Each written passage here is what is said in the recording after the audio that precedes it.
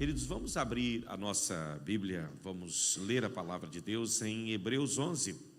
Na sexta-feira passada eu falei sobre intimidade com Deus baseado em Hebreus 11. E hoje eu quero continuar falando a respeito dessa intimidade que devemos ter com o Senhor. Hebreus capítulo 11, versículos, a partir do verso 8. Nós vamos ler e vamos falar aqui daquele que é conhecido como o pai da fé, que é Abraão, não é?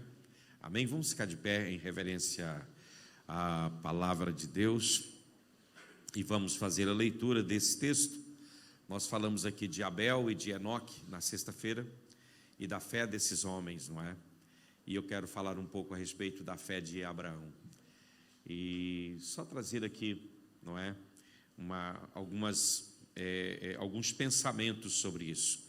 Pela fé, diz o texto aqui, Abraão, quando chamado, obedeceu a fim de ir para um lugar que devia receber como herança e partiu sem saber para onde ia.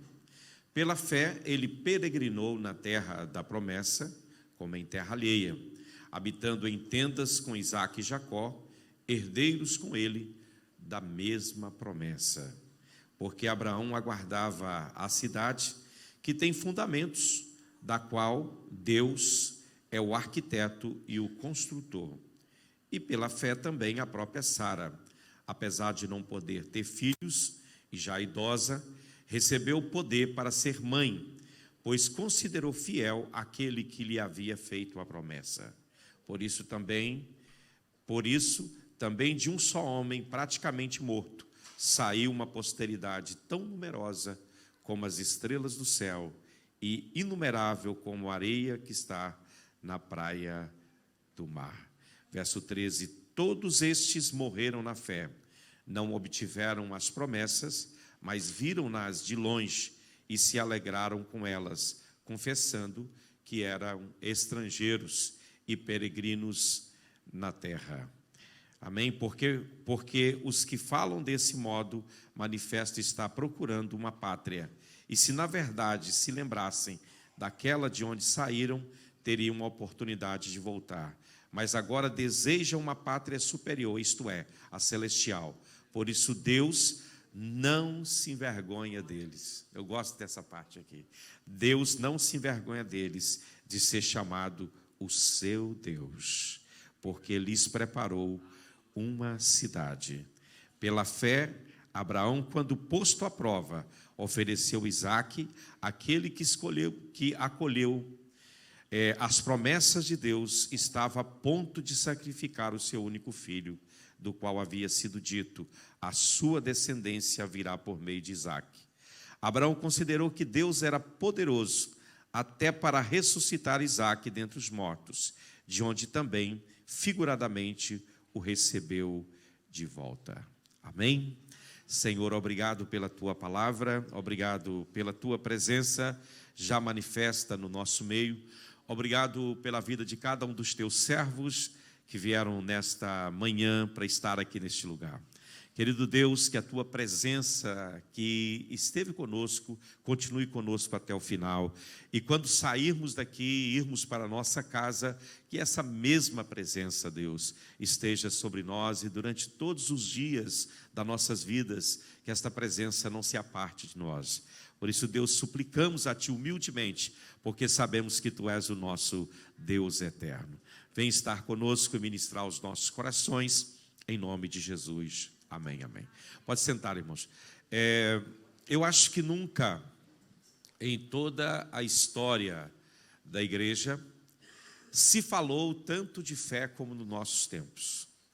A gente ouve muitas coisas sobre fé, é ou não é?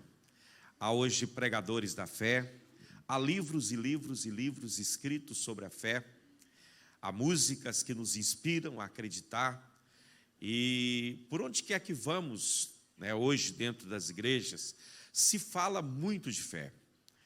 Mas o que de fato é a fé, não é? De onde ela nasce? Por exemplo, você tem fé? Quem tem fé aqui? Agora, deixa eu te fazer uma outra pergunta. Uma vez que você tem fé, como você obteve a fé que você tem? como é que ela chegou até você?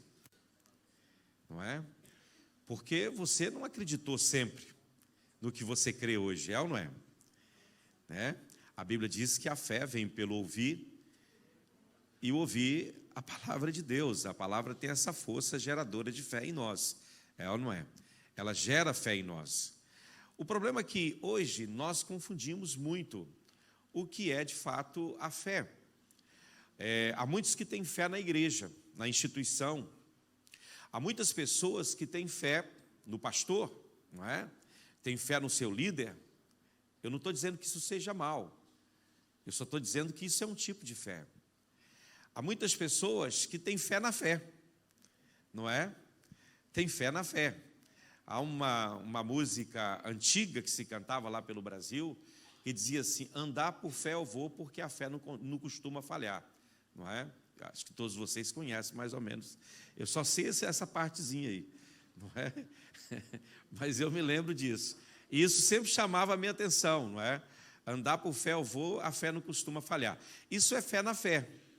E muitas pessoas têm fé na fé. Acredita que a fé é algo forte, é algo poderoso. Agora, dizer que tem fé, né? O Tiago vai dizer para nós, o apóstolo, o irmão de Jesus, aliás, né? O escritor lá, Tiago, ele vai dizer para nós, vai nos dizer algo muito importante. Ele vai nos dizer que se você tem fé, então mostre a sua fé por meio das suas obras. Não adianta você falar que tem fé se você não pratica a obra de fé. Então, falar sobre fé, ouvir sobre fé, dizer com a sua boca que você crê, isso não faz de você um homem de fé, nem um pouco mais ou menos, não é? Então, para mim, a fé, a verdadeira fé, é aquela que nasce da intimidade. Eu acho que sem intimidade não há fé. Se você disser que tem fé sem intimidade, essa fé não é válida, ela não é verdadeira. Se você diz que acredita em Deus, mas nunca recorre a Ele quando você necessita, se você diz que acredita a Deus e só recorre a Ele quando você necessita, isso prova que você não acredita nele, ou que você, de fato, está sendo alguém que está indo com a maioria das pessoas que vão nessa direção aí, não é? Eu estou passando por algum problema, eu vou na igreja e lá está tudo resolvido. Eu acho que a verdadeira fé, tenho certeza, ela nasce do tempo que nós passamos com Deus e da intimidade que nós temos com Ele, não é? Por que eu acredito na minha esposa, na fidelidade dela e no amor dela para comigo? Porque nós temos anos que estamos juntos, não é? Nós temos anos que convivemos. Ela já deu mais que prova de que ela me ama, e eu fico todo feliz com isso. E de que é uma mulher fiel, uma mulher em que se pode confiar. E ela, eu acredito que da mesma maneira, não é? Não posso falar por ela, mas eu penso pelo que ela diz lá em casa, não é para mim assim. Não vou dizer aqui, é claro, porque ela não gosta, ela é tímida, né? Mas essa fé, essa confiança, ela nasce da intimidade, da proximidade, de estar juntos, de comer juntos, não é? Alguém diz que para você conhecer alguém, você tem que comer um saco de sal com ele, não é? Isso não quer dizer que você vai sentar e às colheradas comer, né? E isso quer dizer que você vai ter um tempo para tomar várias refeições juntos, não é? E aí vem, claro, essa confiança, essa fé, esse acreditar, não é? Eu disse aqui, inclusive, sexta-feira, que é mais ou menos assim. Nós, às vezes, dizemos que amamos a Deus ou que queremos Deus, mas não queremos os filhos dele. É como se você casasse, né? Os que são casados aqui, não é? E aqueles que vão se casar, e você dissesse: tudo bem, eu quero a minha esposa, mas eu não quero saber da família dela. A família dela é outro problema. Irmão, não tem como. Você casou com uma mulher, você casou com a família, não é? Não tem como você tirar do meio, não é? Ninguém escolhe a família que tem, ou a gente escolhe. Não, você não escolheu nascer no lar que você nasceu, não é? Você foi colocado ali. Se a sua família é estruturada ou não, se a sua família é boa ou não, isso não é uma questão que você gerou, né? Você já foi colocado lá dentro.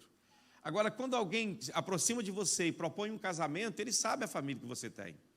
E você tem que amar essa família incondicionalmente, não é? Porque é a família do seu esposo ou da sua esposa. E eu vejo pessoas dizerem, eu não quero saber da família do meu marido, da minha esposa. Eu acho que isso não está muito certo, irmãos.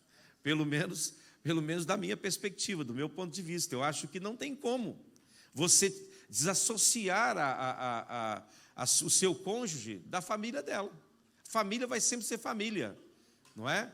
A esposo, muitas vezes, né, parte para a eternidade, ou mulher também morre, não é? E muitas vezes, no caso de hoje, é muito comum a questão de divórcio. O divórcio está por aí em todos os lugares. Não é uma coisa aprovada por Deus, mas existe. Mas família nunca vai embora, irmãos. Você nunca vai deixar de ser filho ou filha. Você nunca vai deixar de ser irmão ou irmã. Não tem ex-irmão, nem ex-pai, nem ex-mãe. Ou tem? Não tem jeito. É ou não é?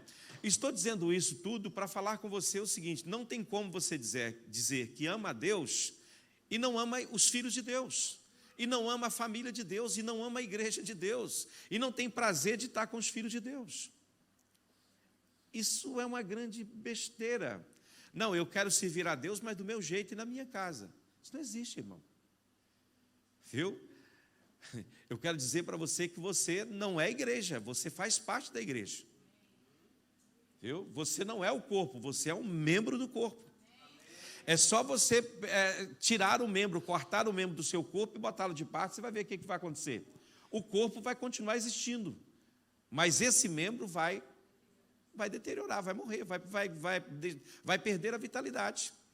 Porque a vida do membro está ligada ao corpo, então não existe vida possível fora da igreja. Hoje estão pregando por aí que a vida possível é fora da igreja. Não é vida espiritual possível fora da igreja, não. Eu tenho que estar ligado a um corpo, eu preciso estar ligado a uma comunidade de irmãos, não é? Porque é aqui que ministramos e somos ministrados. É aqui que nós vamos afiando uns aos outros. É por meio dessa comunhão com irmãos. Ah, mas existem irmãos que são difíceis? Claro que existe. E que família não tem gente difícil? Não é? Eu quero perguntar aqui se tem alguma família aqui que não tem ninguém assim, que é meio difícil. Não vou dizer que é a ovelha negra, porque isso é muito pesado, não é? Mas aquele que, de fato, bota todo mundo à prova. É ou não é? Mas pode observar, esse que é difícil é o mais amado da família. Geralmente a família concentra tudo em cima de restaurar aquele que está se perdendo, não é? Eu sou de uma família muito grande, nós somos vários irmãos, não é? Quanto mais difícil é o filho, mais o pai e a mãe quer cuidar dele, quer ajudar ele, quer trazê-lo para perto. Então, gente difícil tem para todo lado. E não tem como nos livrarmos, né? Só no céu que vamos ser perfeitos. Aqui nesse mundo, nós dependemos do cuidado de Deus para com as nossas vidas. Então, quando você lê Hebreus 11, que é um capítulo que fala sobre os heróis da fé, e eu te aconselho a ler esse capítulo, não é? Ele fala de um padrão bíblico de intimidade. Ele mostra do que é comum na vida de todos esses homens de fé. Você vai ver que cada um desses homens, aqui nesse capítulo, eles expressaram a sua fé de uma forma, não é? Abel, ele oferece um sacrifício a Deus, não é? E pela fé ele faz isso. A Bíblia diz que Enoque andou com Deus, caminhou com Deus, e vai assim por diante, cada um expressou a sua fé de uma maneira. Agora, há algo que é comum a todos esses homens de fé, que é a intimidade que eles têm com Deus, a intimidade que eles tinham com o Senhor. Então, esta fé, ela nascia exatamente dessa proximidade com Deus, desse estar junto, desse estar próximo, né? Então, de fato, é impossível você ter uma fé verdadeira, que agrade a Deus, sem você ter uma intimidade com Ele. É impossível você ter uma fé que agrade a Deus, sem você ter intimidade com Ele. Você vai ver no verso 6 desse capítulo, vai dizer, ora, sem fé, é impossível agradar a Deus. Por quê? Porque é necessário que aquele que se aproxima de Deus, aproximar de Deus é buscar relacionamento, é buscar comunhão com Ele, é buscar estar junto com Ele, é buscar estar perto dele. Então, aquele que aproxima de Deus precisa crer que Ele existe. e que ele recompensa a todos aqueles que o buscam. Então, eu quero hoje analisar aqui a vida deste homem, Abraão. Não vou falar de tudo. Os versos que eu li são vários versículos. Se eu fosse falar de cada um desses versículos, nós íamos longe, porque aqui tem mensagens, várias mensagens aqui para falarmos. E eu quero concentrar em algo, em apenas uma parte desse texto todo que lemos aqui, não é? E para falar um pouco da fé deste homem, Abraão. Abraão, ele partilhou de íntima comunhão com o Senhor. Você vai ver isso todas as vezes que esse homem levanta um altar a Deus. O altar significava, né, esse relacionamento com Deus. É quando você oferecia sacrifício ao Senhor, né? No Antigo Testamento, Jesus ainda não havia vindo, né? Hoje não precisamos mais de construir um altar, levantar um altar de pedras, como era no Antigo Testamento, porque hoje o altar já foi levantado. Que altar é esse? É a cruz de Cristo. Então é lá que nós nos gloriamos, é lá que nós vamos e levamos os nossos sacrifícios, é lá que nos entregamos por inteiro, não é? Quando você vai à cruz de Cristo, você morre e nasce para uma nova vida, a partir do momento que você vai à cruz. Então o altar já foi erigido, já foi levantado, já foi colocado no Monte Gólgota, não é? Já foi colocado ali naquele Monte Caveira. Jesus foi levantado e o sangue dele, como de um cordeiro imaculado, tocou o solo ali daquele lugar. E através desse sangue, hoje há redenção para os homens.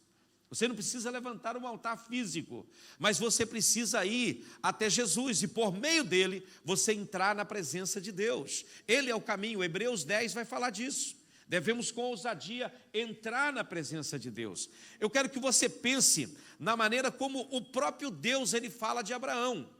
Eu acredito que ele é o único que Deus fala dessa maneira, e depois Jesus vai falar a mesma coisa com seus discípulos. Observe o que está escrito em Isaías 41, coloca no Isaías 41, verso 8. Deus vai chamar Abraão de amigo. Amigo. Irmão, pensa nisso. O Deus Criador e Todo-Poderoso, que criou tudo que você pode imaginar, chamando um verme. E o próprio Abraão se considera isso. Quando ele chega diante de Deus para interceder, ele vai dizer: Deus, eu sou um verme, eu sou pó, eu sou cinza, eu não sou ninguém, eu não sou nada. Como é que um Deus que habita nos mais altos céus, que a terra e nem os céus pode comportá-lo, ele se dirige a um ser humano infímio e diz: você é meu amigo? E eu quero depois falar um pouco sobre essa palavra amigo nesse texto aqui, no texto original. A Bíblia vai dizer: mas você, Israel, meu servo, você, Jacó, a quem escolhi, você, descendente de Abraão, meu amigo.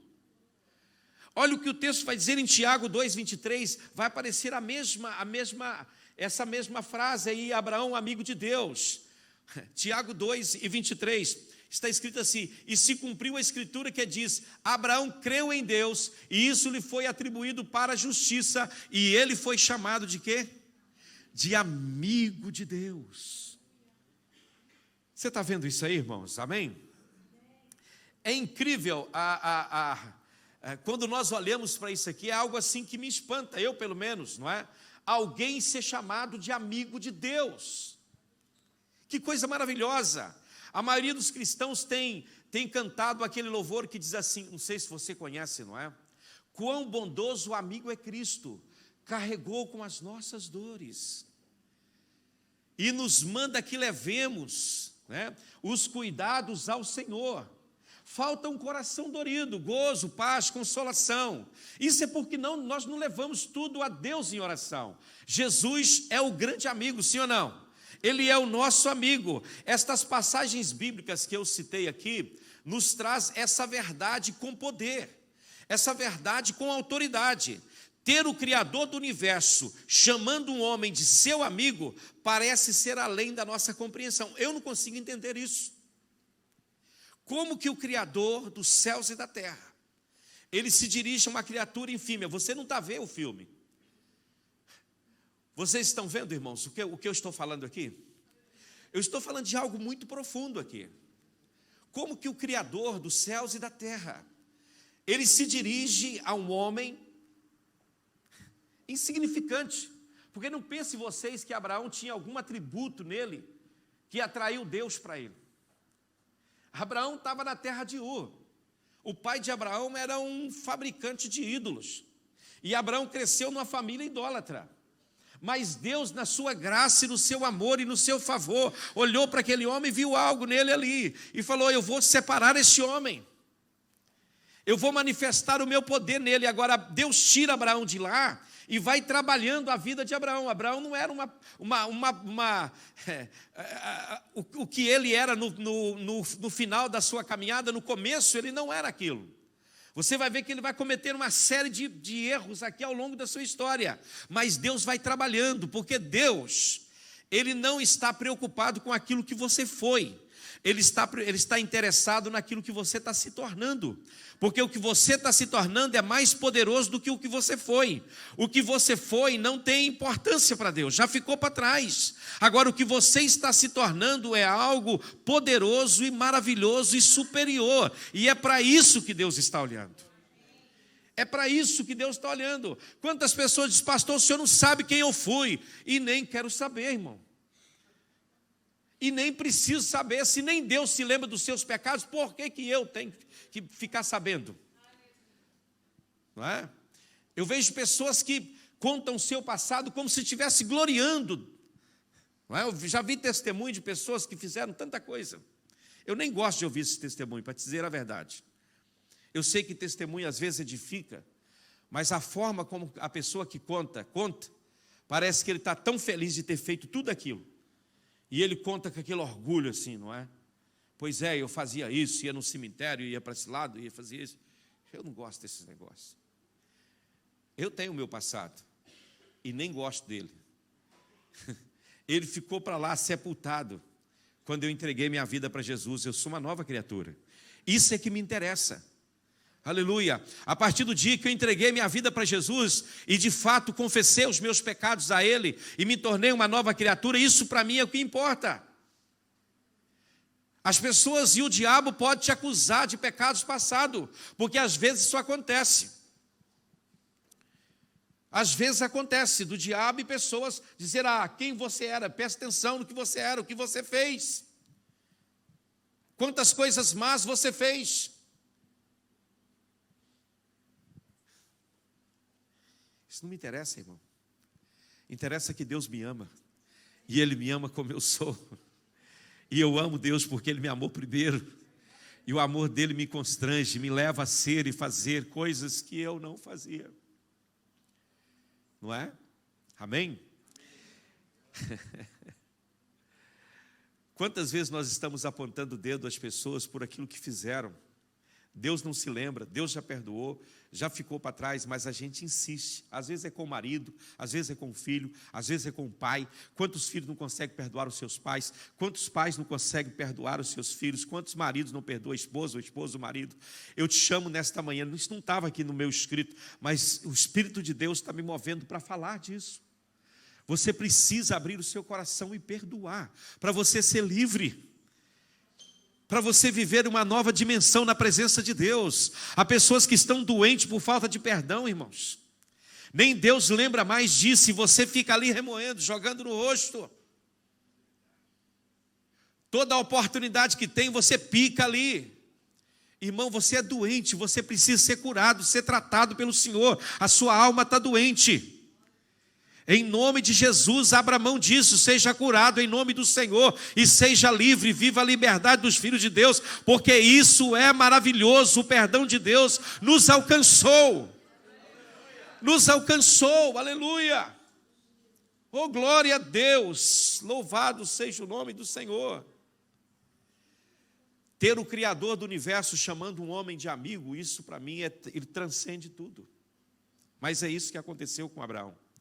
É um sinal da grande intimidade desse homem com Deus. Esse homem chegou muito perto do Senhor, não é? E essa proximidade com Deus, oh, aleluia, fez com que Deus se dirigisse a ele como amigo. No capítulo 15 do Evangelho de João, a partir do versículo 12, nós vemos Jesus aqui, o texto, o tema, o título desse texto começa no capítulo 13, vai até o capítulo 16, é o seguinte: as últimas instruções de Jesus aos seus discípulos. Jesus está prestes a ser crucificado. Aqui nesse capítulo, ele já está no Monte das Oliveiras, onde ele, ou a caminho do Monte das Oliveiras, onde ele vai ser preso e vai ser levado para ser crucificado. E nesse ponto da vida de Jesus, depois de ter andado com seus discípulos durante três anos aproximadamente, ele vai virar para os seus discípulos e vai dizer a eles, capítulo 15, versículo 12, o meu mandamento é esse, que vocês amem uns aos outros, assim como eu os amei. Ninguém tem maior amor do que este. Olha que coisa maravilhosa. De alguém dar a própria vida pelos seus o quê?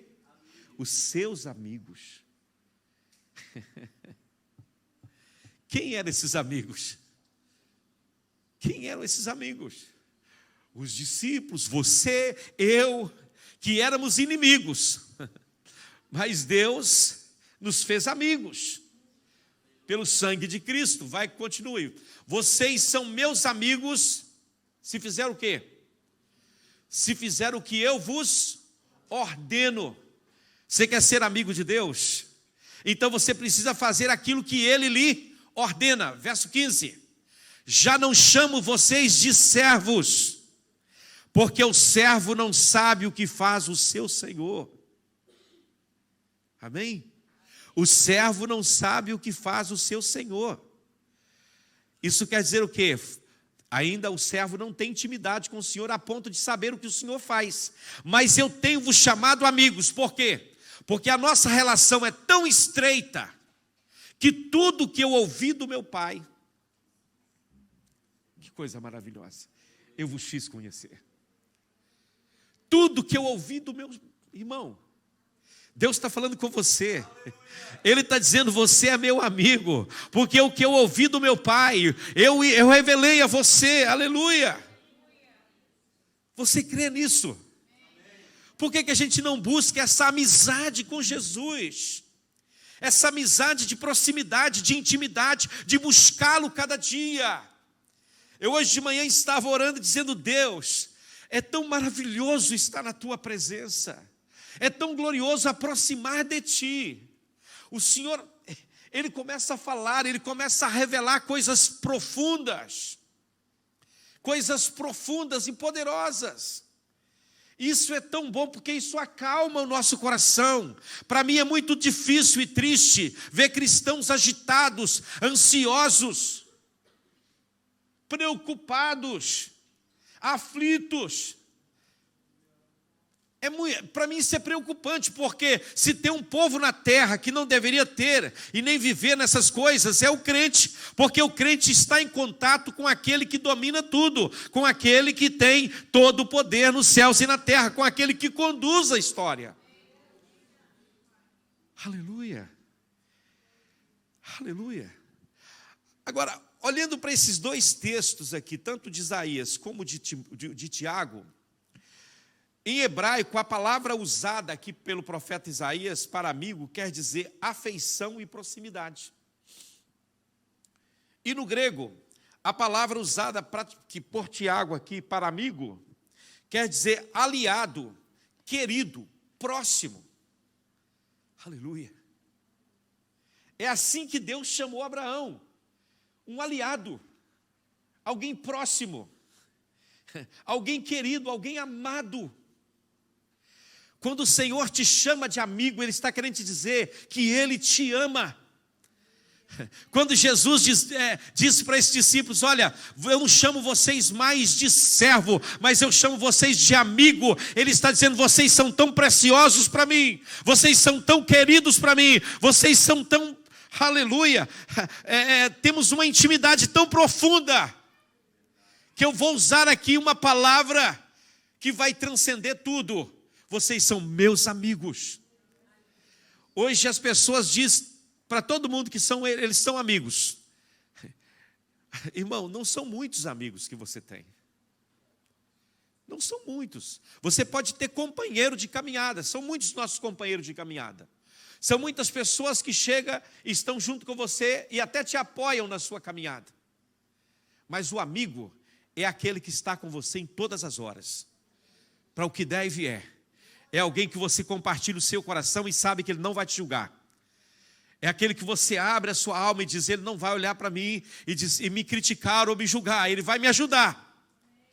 O amigo é aquele que quando você conta a sua vida, os seus problemas para ele, você espera da boca dele uma palavra que possa te orientar, e seja o que for que vier dele, você confia. E quando somos amigos de Deus e temos proximidade com ele, quando nós abrimos o nosso coração para Deus, aleluia, nós sabemos que o que vier da boca dele, seja de exortação, seja de consolação, seja de edificação, é para o nosso bem. Ele está preocupado conosco. Aleluia, aleluia. Eu contei aqui sexta-feira que essa semana passada, eu não sei qual dia, não me recordo agora, eu penso que foi de terça para quarta-feira, quando me despertei. Logo pela manhã, às 4 da manhã, eu tinha ido dormir muito cedo. Eu acho que foi terça-feira mesmo, porque eu dormi muito cedo. E eu acordei muito cedo também. E eu fui, Deus me despertou para estar com ele, não é? Algum diácono ajuda os irmãos, por favor? Muito bem. E Deus me despertou para estar diante dele. E eu passei ali um tempo com o Senhor antes de vir aqui para a igreja, que tínhamos oração aqui na igreja. E quando eu estava para levantar, era umas 5 e pouca, porque eu ia me preparar para vir para a igreja, o Senhor disse para mim, foi uma coisa mais gostosa, fica mais um pouco, fica mais um pouco, está tão bom aqui, e de fato estava muito bom, aquela atmosfera de comunhão, né? Eu sempre quando mudo para uma casa, eu oro a Deus, para Deus me dar o lugar onde eu vou levantar um altar a Deus, onde eu tenho eu vou estar com o Senhor ali, em todos os dias, no meu secreto com Ele. E lá na minha casa tem um canto para onde eu vou. E nesse canto eu sou consolado, eu sou edificado, eu sou exortado muitas vezes. Muitas vezes Deus me confronta nos meus erros, nas minhas falhas. Deus me confronta nas minhas rebeldias. Mas muitas vezes Ele me abraça e eu sinto o calor dEle, do peito tocando no peito, do coração batendo junto. E isso é tão bom e isso é tão maravilhoso. E o Senhor falou ao meu coração, Ele diz, meu filho, são poucas as pessoas que têm tempo para mim. E é tão bom estar na presença de Deus. Eu te aconselho nesta manhã, em nome de Jesus, busque uma hora do seu dia, todos os dias, e vá para o seu lugar secreto e se tranque com o Senhor. Fale com Ele, abra o seu coração para Ele, fala dos seus medos, das suas falhas, das suas dores, dos seus pecados. Fale com Ele, Ele vai ter o maior prazer de te ouvir, Ele vai te ouvir com paciência. Ele não vai te condenar, Ele vai te amar, Ele vai te abraçar, e Ele vai te dar força, Ele vai te orientar para você seguir caminhos, o caminho que é a vontade dEle. Sabe por que a gente sofre? Porque o último lugar que vamos é para o nosso lugar secreto de oração, quando nós estamos enfrentando problemas. Esse lugar deveria ser o lugar onde todos os dias deveríamos estar aí, buscando intimidade com Deus. Isso é maravilhoso. Isso vai mudar a sua vida. Pastor, nada muda na minha vida. Deixa eu dizer, se você se aproximar de Deus com o coração inteiro, vai começar a mudar as coisas. Dentro da sua casa, na sua vida, Deus vai mudar. E se nada mudar à sua volta, pelo menos dentro de você vai mudar. E isso é mais importante. Essa mudança interior, isso vai mudar. Aleluia, dentro de você as coisas vão mudar. Ainda que você vai olhar e vai ver à sua volta, parece que tudo está igual, mas dentro de você não está igual, e você se levanta como um grande gigante no nome do Senhor, para enfrentar o que der e vier, aquilo que está à sua frente, você vai vencer, porque o mais importante, irmãos, é o que está acontecendo aqui dentro de nós. Não há problema difícil para Deus, você crê nisso? E quando você entra diante dEle, para intimidade com Ele, isso vai gerar uma fé em você, que vai te levar para lugares inimagináveis. O resultado da proximidade com o Senhor não é só uma afeição íntima por Ele. Você vai ficar apaixonado por Deus. Quanto mais você se aproximar de Deus, você mais vai desejar estar junto dEle. É ou não é? Quando você ama uma pessoa, você quer estar do lado dela, sim ou não? É ou não é? Eu me lembro que quando eu namorava com a Débora, aquilo era um amor, irmão, uma coisa maravilhosa. Só que a gente morava a 1000 quilômetros de distância um do outro. E eu trabalhava e juntava o salário de 3 meses para ir visitá-la, cada 3 meses. Gastava tudo numa semana e ia embora de novo, alegre e feliz da vida. Era o tempo mais maravilhoso quando eu entrava no ônibus lá no norte de Minas, e era uma viagem longa de autocarro, até chegar no sul de Minas. Olha, e quando chegava na rodoviária, parecia que o coração abria, assim, aquela coisa maravilhosa, não é? Por quê? Porque havia amor. Nada era difícil para mim, irmão, nada era difícil, não é? Aí ficava ali uma semaninha. Quando estava chegando os dias de ir embora, aquela tristeza. Voltar de novo, que eu era pastor lá no norte de Minas, era pastor lá perto da Bahia. E para levar a minha vida novamente sozinho por mais 3 meses, contava nos dias. E carta de si, carta subia, porque naquele tempo não tinha esse negócio do WhatsApp, não é? E essas imagens bonitas que a gente vê. É ou não é? Eu fico imaginando por que não tinha esse negócio naquele tempo, não é? Era tão mais fácil. Você olhando a bênção lá do outro lado, ô glória. É ou não é? Estou olhando para os casais apaixonados aí, não é? Eita glória. Quando está longe é difícil, não é? É assim. A gente quer estar perto. A gente não vê a hora de chegar em casa, de estar junto. Agora é triste quando não há amor, o ir para casa é um sacrifício. Eu já ouvi pessoas dizer que o pior momento da vida deles é quando terminava o dia de trabalho. Tinha que voltar para casa, encarar a mulher. Eu já ouvi isso no meu gabinete. Mas a coisa mais gostosa é quando o amor, você quer estar junto, é ou não é? Seja filho, seja esposa, seja quem você ama, é bom estar perto de quem você ama, sim ou não? Então, essa questão da proximidade com Deus não é só uma questão de estarmos íntimos com o Senhor, mas também é um desapego progressivo do mundo.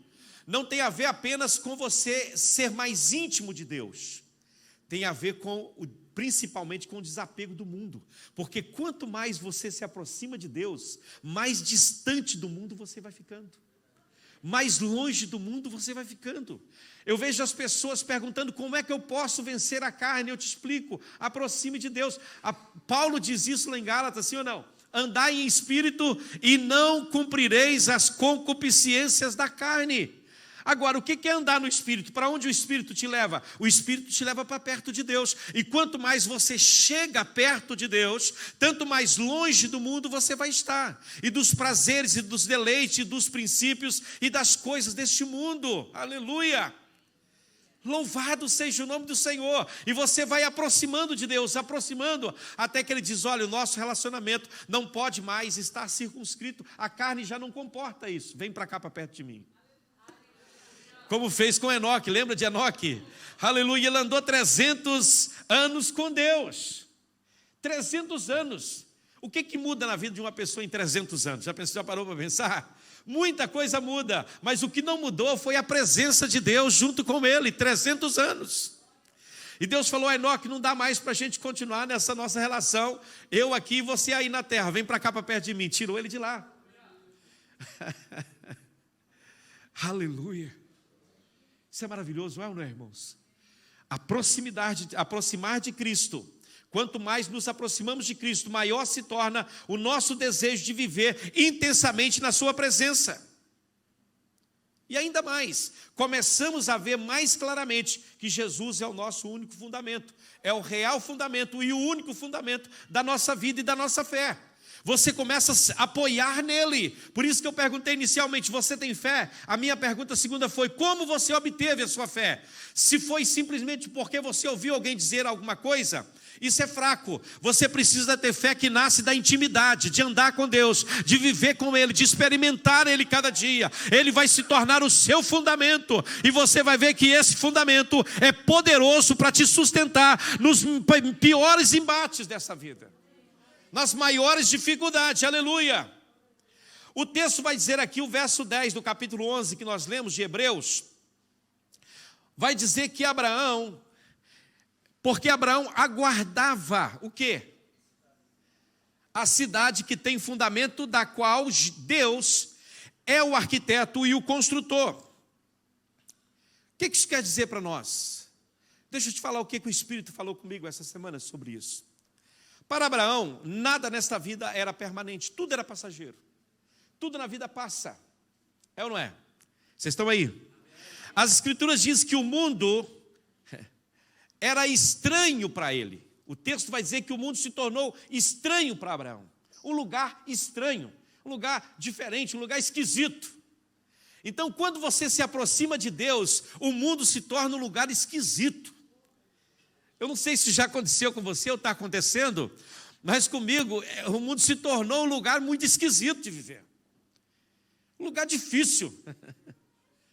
Parece que tudo está fora dos eixos. Parece não, de fato está. Não é? Não era um lugar para se fincar raízes. Quando Abraão olhava para o mundo, ele falou, não posso fincar raízes aqui. Eu não posso buscar uma coisa permanente aqui. Tem que ter algo mais. Tem que ter algo mais, amém? Estão aí? Amém. Contudo, o Abraão, ele não era nenhum místico. Ele não era aquele homem ascético que adotava uma forma de vida isolada de tudo, como muitos querem fazer. Os monges. E já havia alguns cristãos dizendo, não, para a gente ser santo, temos que sair do meio dessa sociedade que a gente vive. Não. O lugar que você tem que ser santo é no meio das pessoas mesmo. Por mais esquisito que o mundo se tornou, mas você é luz lá. Uma luz no meio de luz não é luz, ela vai servir para pouco. Agora, no meio das trevas, a sua luz pode ser pequenina, mas ela vai brilhar. Ela vai brilhar. As pessoas vão ver você, aleluia. Ele era um homem com a vida terrena intensa. A Bíblia diz que Abraão negociava. Ele comprava, ele vendia, não é? A Bíblia fala que ele tinha servos. O número suficiente para formar um pequeno exército, né? Uma pequena milícia aí, quando ele combate aqueles 4 reis. Abraão devia ser um homem muito ocupado. Ele dirigia, o seu servo dirigia o acampamento. Ele tinha que tomar decisões, às vezes decisões difíceis. Ele estava no meio, mas ele não era dali. Ele vivia ali, mas não era dali. Ele fazia as coisas ali e andava normalmente, porém ele não era dali. A despeito de toda essa vida agitada que Abraão tinha, os negócios, as responsabilidades dele, Abraão achava tempo para estar com Deus. E é aí que está o segredo. Você pode estar envolvido com muitas coisas nessa vida. Seu trabalho, seus negócios, você pode comprar, pode vender, nada disso é pecado. O pecado está quando você não tem tempo para estar com o seu Deus. Esse é o problema. E o texto vai dizer que ele andava perto de Deus e ele ia ficando cada vez mais insatisfeito com esse mundo. O louvor que nós cantamos aqui, eu me esqueci agora o título dele, mas diz que quanto mais eu te vejo, eu me torno mais semelhante a ti.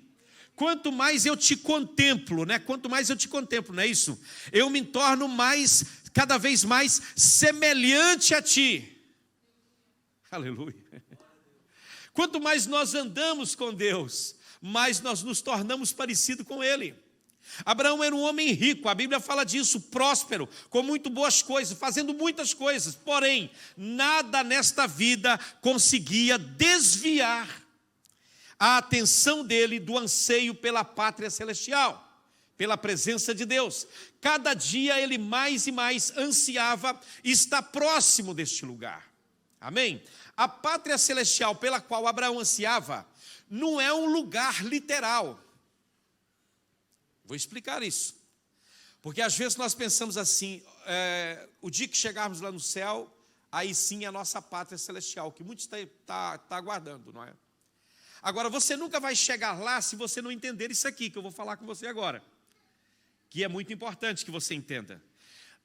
Essa pátria celestial que Abraão ansiava, não é literalmente um lugar. Antes, tratava-se de estar no recôndito de Deus. Por que eu digo isso? Estava lendo essa frase, pátria celestial, a palavra aqui é a palavra pater, no grego, que traduzido para o nosso português significa pai. Significa pai. Essa pátria celestial significa pai em português. Então, a pátria celestial que Abraão buscava era literalmente um lugar com o pai. Um lugar com o pai. Vocês estão entendendo o que eu estou a dizer? Aleluia. O que isso significa para nós hoje? Significa que mudar para essa pátria celestial não é só chegar no céu um dia. Isso será maravilhoso quando lá chegarmos. Mas trata-se de cada dia desejar ardentemente estar na presença de Deus. Essa é a tal pátria celestial. Esse é viver junto do coração do Pai. É nos movermos aí. Aleluia. Hebreus diz que todos esses heróis da fé, no verso 13, no verso 39, vai dizer que eles morreram na fé. Cada um deles se desapegou do espírito deste tempo, do espírito deste mundo, e eles morreram na fé, porque quem vive por fé não vive por vista, não vive por aquilo que você está vendo. Aleluia. Cada um buscava uma pátria. O mundo simplesmente não era o lar deles. Eles não trabalhavam para viver para sempre aqui. O coração deles não estava apegado a este mundo. O coração deles desejava estar com o Senhor cada dia. Se isso vai impedir a minha comunhão com Deus, não serve. Você vai ganhar mais, vai ser mais dinheiro. E você vai poder dar melhor conforto para a sua família. Mas se tira a sua comunhão com Deus, não serve. É melhor você ganhar um salário menor, mas você ter tempo para estar com o seu Jesus e com a sua família principalmente, porque a família precisa da presença do pai, da presença da mãe para ser conduzida. Se isso vai tirar das coisas importantes da sua vida, não faça, não vá em frente. O seu coração tem que estar na pátria celestial, aleluia. E esta pátria não é um lugar, um sítio, é uma pessoa, aleluia. É Cristo, é o nosso descanso.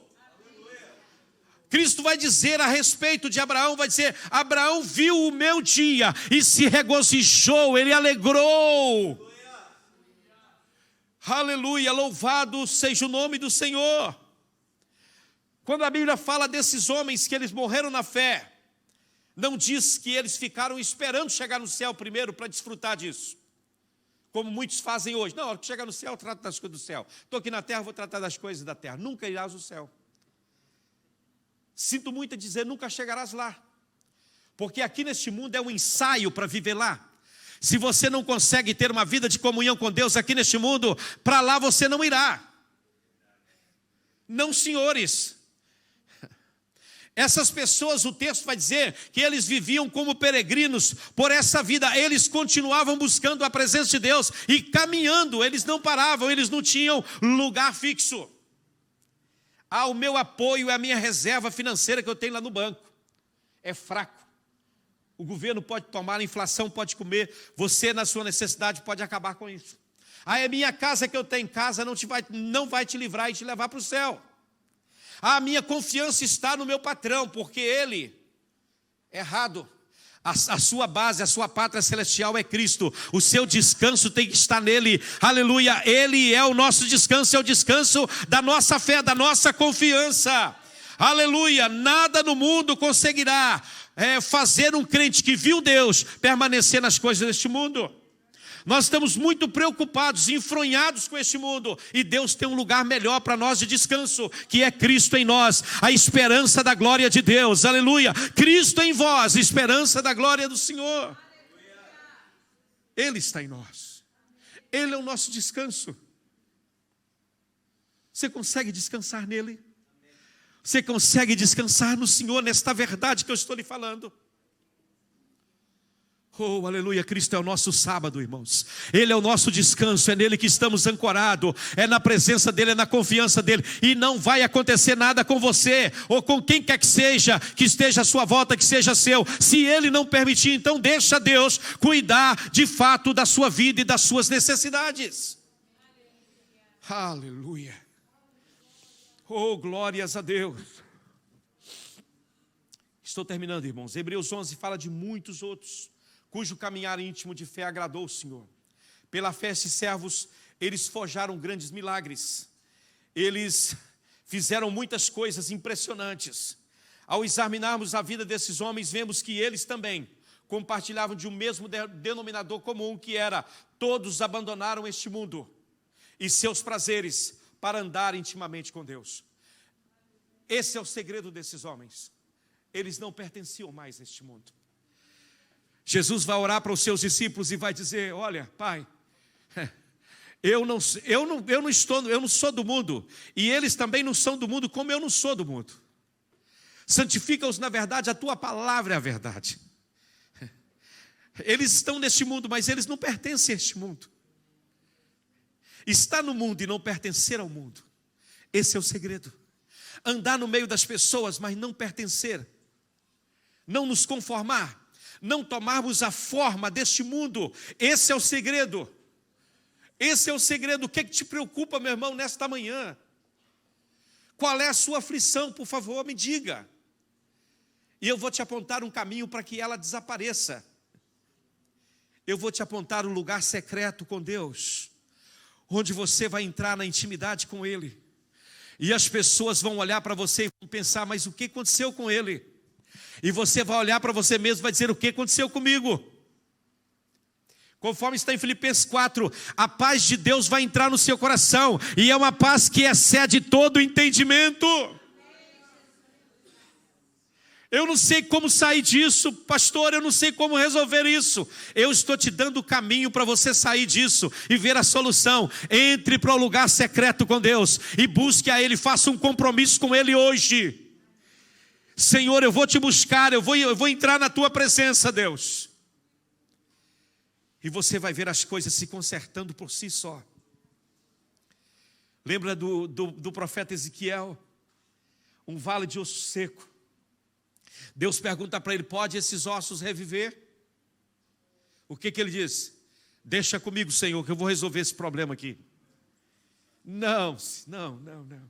Senhor, tu o sabes. Aleluia. E Deus vira para ele e diz assim: o profeta, então, abra sua boca e profetiza sobre esses ossos. Você tem coragem de profetizar sobre os ossos secos da sua vida nesta manhã? Para o seu casamento que talvez esteja um osso seco, para a sua família que talvez você está olhando e dizendo não tem saída, para o seu problema, para a sua situação financeira, você olha e diz não tem saída. Eu venho te dizer em nome de Jesus: entre para o lugar secreto e abra sua boca em nome do Senhor, não na sua força, mas na força de Deus, e diga: ossos secos começam a se juntar. E você vai ver que, segundo a palavra de Deus, eles vão começar a juntar. As coisas vão começar a acontecer, Deus será glorificado.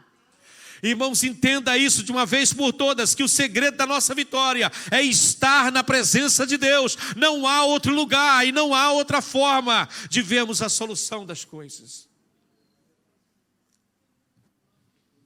Eu quero convidar aqui o Ministério de Louvor, por favor. Será que você pode fazer a mesma reivindicação hoje? Diante de Deus, como esses homens? Será que o seu coração anseia? Vamos ficar de pé, irmãos, por favor. Por andar mais próximo do Senhor? Esse é o desejo da sua alma, meu irmão, minha irmã? Você deseja isso? Quem deseja isso? De todo o coração. Esse é o meu desejo. Quando o Senhor me deu esse tema para o ano de 2023, o tema do avivamento, Deus falava disso. Eu vou levantar uma geração de guerreiros, de homens e mulheres cheios do meu espírito, que passa momentos comigo. E eu queria tanto que você fizesse parte desse exército. desses guerreiros da fé. Mas não a fé que nasce em qualquer lugar, mas uma fé que nasce da intimidade e da proximidade, da busca incessante de Deus e da sua presença. Como eu gostaria que você fizesse parte disso, desse mover especial do Espírito de Deus, porque Deus vai mover em Portugal, irmão. Deus vai avivar esta nação. Alguém falou comigo esses dias: pastor, nós precisamos de empenhar e orar ao Senhor para que mais portugueses possam se render aos pés de Jesus. Talvez você esteja olhando e dizendo assim: pastor, isso talvez está muito distante. Assim como Jesus falou com seus discípulos, ele disse: vocês olham para o tempo e diz: está longe ainda a colheita. Mas Jesus disse para os discípulos: eu, porém, vos digo, levantai os vossos olhos e vede os campos, que já estão brancos para a ceifa. Eu, quando li esta passagem, e como estudioso das Escrituras, eu coloquei-me no cenário de Jesus e comecei a olhar com o olho de Jesus. O que Jesus estava vendo diante dele, que ele chamou de campo branco? Eu vou te dizer o que Jesus estava vendo. Ele estava em Samaria.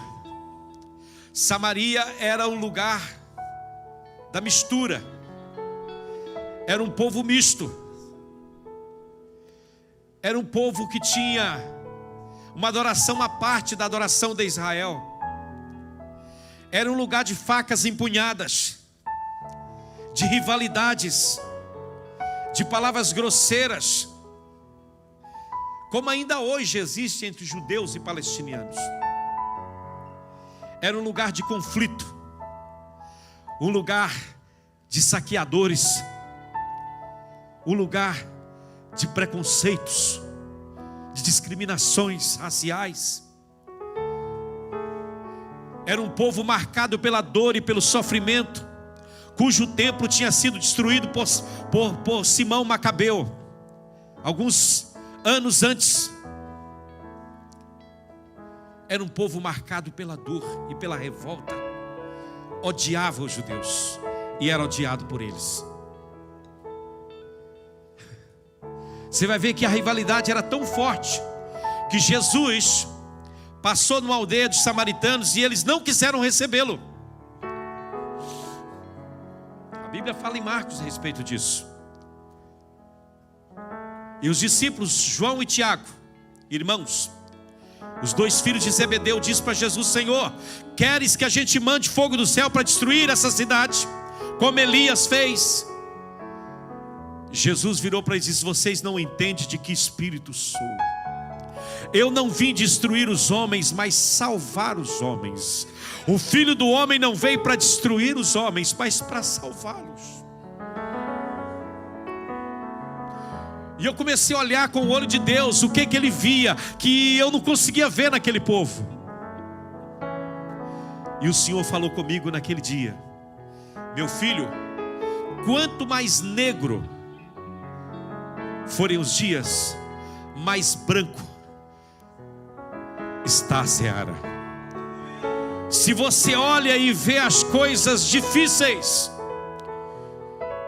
esse é o ambiente para Deus trabalhar e agir. Nunca este país esteve tão pronto para uma grande colheita de almas nessa nação. Nunca esteve. Nunca esteve. Há muita oração sobre esta nação.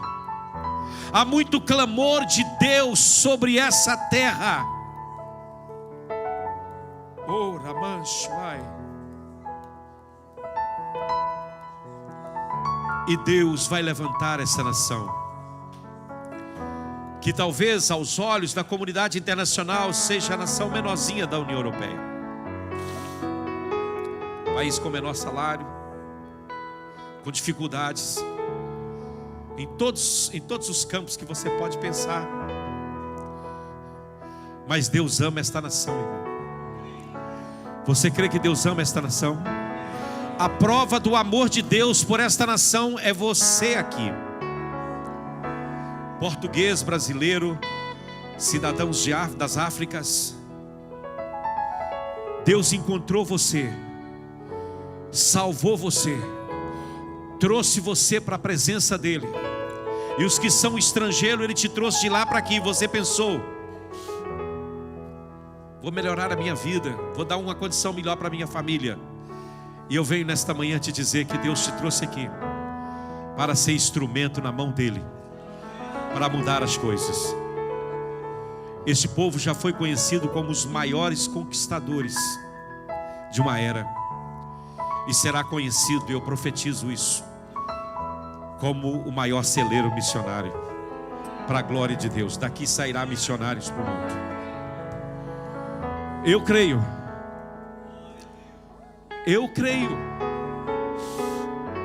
O que você está vendo talvez seja uma nuvem do tamanho da mão de um homem,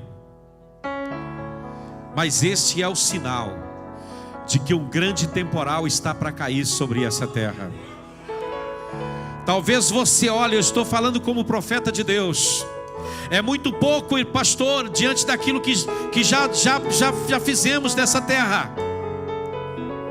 Não é pouco não, irmão. É necessário. É o tanto necessário, é a quantidade necessária para Deus. Pouco da perspectiva humana, suficiente da perspectiva de Deus. Porque Deus não precisa de muitas coisas para fazer o que Ele quer. Gideão, depois de estar com 32 mil, ficou com 300. Todos olhavam e diziam poucos, e Deus dizia suficiente. Aleluia, é com esse que você vai ganhar a batalha. Nós vamos ganhar esta batalha, irmãos. Nós vamos ver essa nação se rendendo, gente do parlamento se rendendo, pessoas em todos os segmentos dessa nação se rendendo a Deus, igreja se levantando por todos os lados, e o nome de Jesus sendo glorificado nessa terra. Se você decidir colocar-se diante do Senhor na brecha por esta nação, Deus vai mover de uma maneira sobrenatural nessa terra. Se quer aplaudir o Senhor, pode aplaudir em nome de Jesus.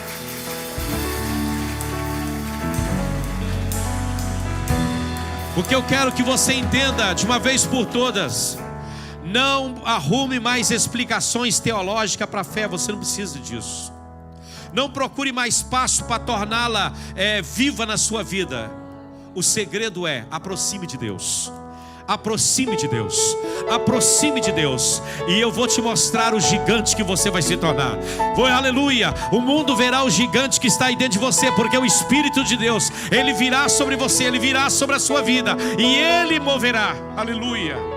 Você se levantará nos ombros de Deus, aleluia.